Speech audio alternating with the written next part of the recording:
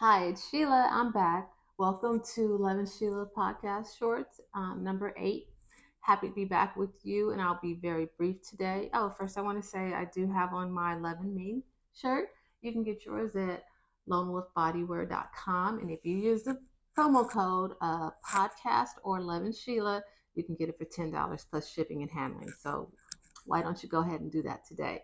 So last I've been on this thing with happily ever after, been talking about immediate gratification because those are some things that I've pretty much been working on. I, I'm finding my happily ever after. I'm learning how to be loved, how to receive love, how to receive support, and leaning into it and leaning into my soft girl era. I'm so here for it. And and in doing so, I had to like check myself and kind of like, okay, Sheila, Rome wasn't built in a day.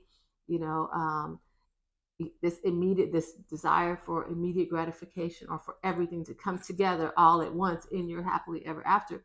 Hold on and slow down. You know, just came through a storm, a significant storm, pretty much a whirlwind where I feel like my life was turned upside down and I have a whole new life, I guess you'd say. And so there was a period in time where I was feeling like everything was up in the air. Everything was up in the air. Nothing was settled. Nothing was settled. I just was going through some motions and trying to get my feet on the ground. And so now I feel like I'm at the point where we're after the storm. I got my feet on the ground. Things are settling, and I'm just checking to see, how they're settling and getting them in order and kind of like, I don't know, finalizing some things and establishing more things. And so here we are. It's after the storm, and wow, in the middle of the storm, sometimes it definitely seems like how I'm going to get through.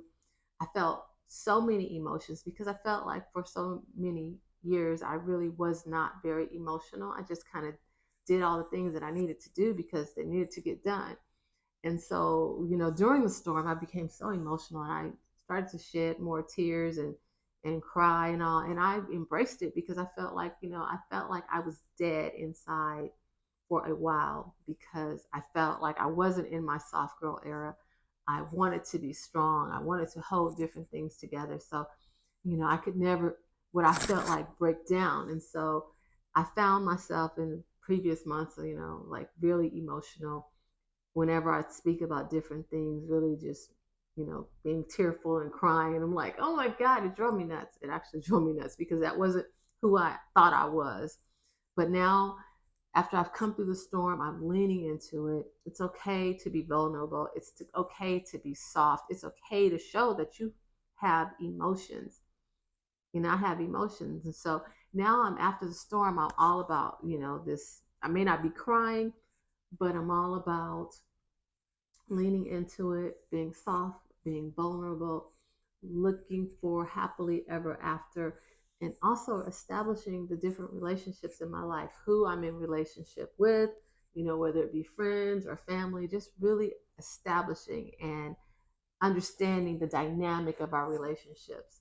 Because if it's all about people pleasing, if it's all going to be one sided, if it's all Sheila being a rock or supportive or financially supportive or whatnot, and it's not reciprocated, I'm just in a place where I have chosen to eliminate or minimize those relationships because I really need to be fortified, this foundation of not people pleasing and taking care of me. Because again, just like on the airplane, if you're not applying that oxygen mask to yourself first, we're at a deficit. We've got to take care of ourselves.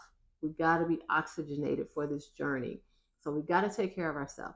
We need to make ourselves a priority.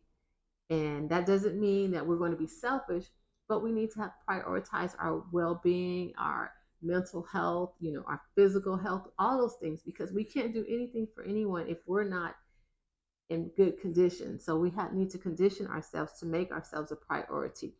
I was told in the past that I was selfless, and that could be just as bad as being selfish. So remember that we need to have a balance of self care as well as being altruistic and being giving. So keep that in mind. After the storm is settled, remember the same tools that you use to get through the storm are the same tools you're going to need to maintain after the storm. So for me, I was praying, I was reading the Word of God, listening to the Word of God. I was getting therapy. I was talking it out. I was finding people who I felt like were supportive to communicate with. So the same things I used during my storm are the same things that I'm going to need to apply after the storm. And I would encourage you to do that too. We can't give up on the behaviors or the activities that got us through. We have to continue it as a way of life. And that's what I'll encourage you to do because that's what I'm doing.